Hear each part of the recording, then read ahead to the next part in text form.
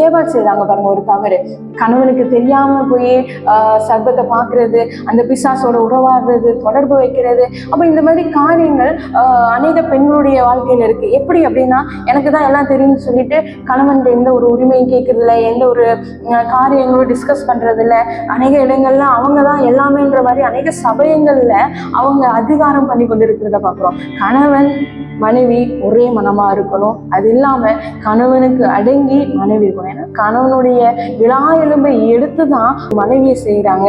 இனி நான் அழகா இன்னொரு வெளி மண்ணை எடுத்து ஏவாளை உருவாக்கி இருக்கலாமே, இல்லை, கணவனுக்கு அடங்கி இருக்கணும்னு சொல்லிதான் கணவனுடைய விழா எலும்பை எடுத்து ஒரு மனைவியை ஆண்டவர், அதாவது ஏவாளை உருவாக்குறத பார்க்கணும். அது போலதான் ஒரு மனமாய் நம்ம ஊழியத்துல செயல்படணுமோ தவிர நம் கணவனுக்கு கேட்காம ஏதாவது ஒரு காரியங்களை போய் செய்யறது, அவருக்கு தெரியாம அதிக பிரசங்கித்தனமா ஓவர் கான்பிடன்ட்ல போறது, இந்த மாதிரி காரியங்கள் அங்க ஏதாவது ஒரு பிரச்சனையை கொண்டு வரும்.